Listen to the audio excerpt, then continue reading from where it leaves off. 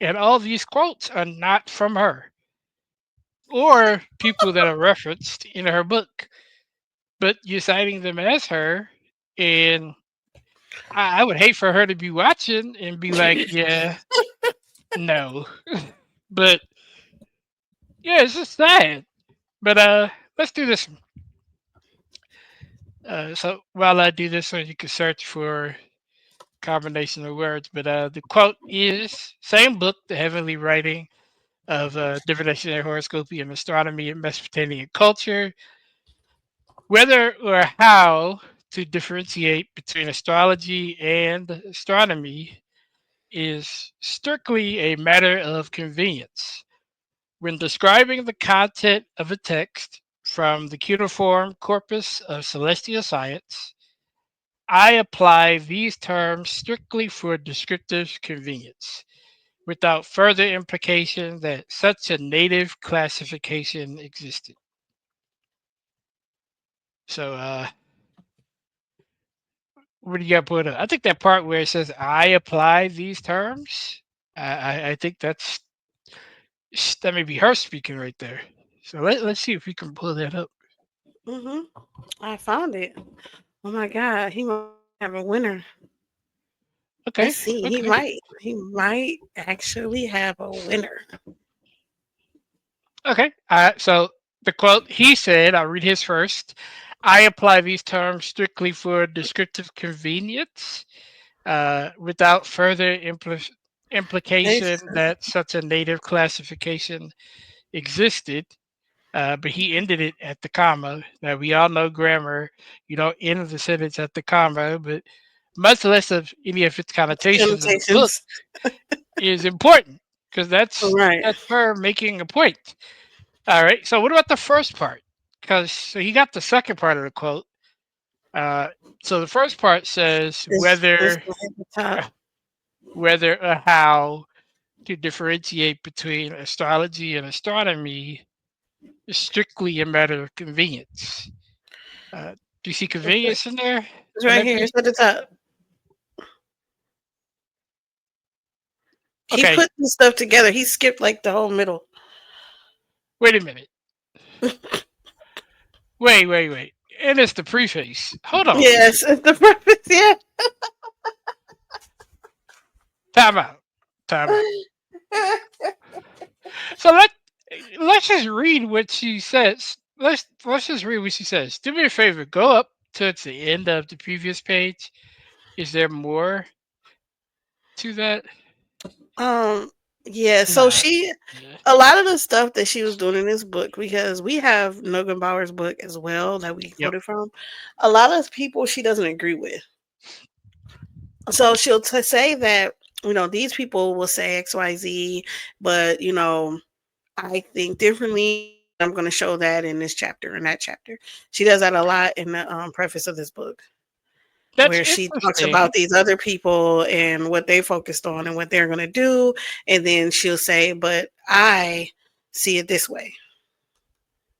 So that's interesting because you know somehow Cedric thought it would be nice to put their arguments together. While she may not disagree on certain parts, clearly you relied heavily on this book than to put up sources from someone she clearly disagrees with in the same presentation. Hmm. Yeah, I wouldn't do that. But okay, let's read this part of the preface because the middle part clearly must be,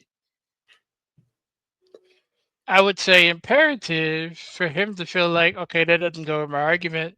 Let me just, copy and paste, clip this out, and then mash it Yeah, together so he did like this sentence right here. okay. He skipped all of this and then went down to this sentence here. So, like from there are no native okay. All of this is missing that I have That's highlighted. a huge chunk. Okay, so let's read it. I'm gonna read it all the way down to where it says where he didn't finish the sentence, where it says much less of any connotations. So I'm gonna read that part. So Okay. It Can says you say it? whether or how to differentiate between astrology and astronomy is strictly a matter of convenience. When describing the content of a text from the cuneiform corpus of celestial science, this is where he's missing this part, there are no native Akkadian counterparts to the terms astrology, astrologia, or astronomy, astronomia. Even the distinction between these terms, as applied from late antiquity through the Middle Ages, varied from one author to another and did not necessarily imply a difference in status, such as we make between science and magic. Uh oh, I see something.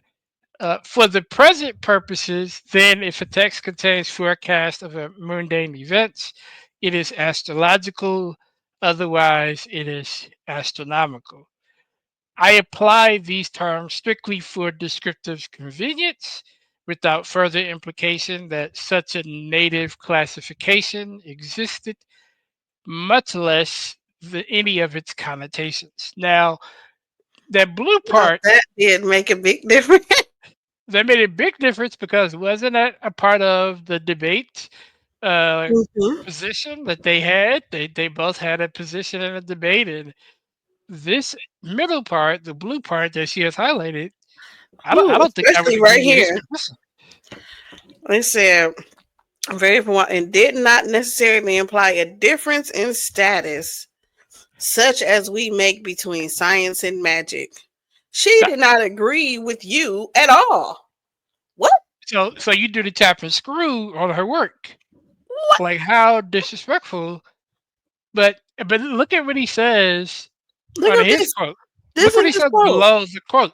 The below the quote says she clearly states that the categories of astrology and astronomy were not used by the ancients in the way we use them today. Her usage is modern for scholarly evidence, not a historical assertion that the two ever scientifically united in the modern sense. But she Meanwhile, she's saying disambiguated, exactly that. right, and she disambiguated that currently in present purposes, if it mentions forecast of mundane events, it's just astrological. Otherwise, it's astronomical. So she's understanding the difference between the two, but telling you between the late antiquity through the Middle Ages, it varied. And it did not And that it didn't necessarily have a necessarily difference. imply a difference in status that we make between science and magic. She Which, said it was no difference which, in status. You're saying she's saying it's definitely a difference in status because of the way that you chopped and screwed her words. You took which, out that ladies, part. which, ladies and gentlemen, had he included that middle section, the proper quote within context in his debate, it would have hurt his argument.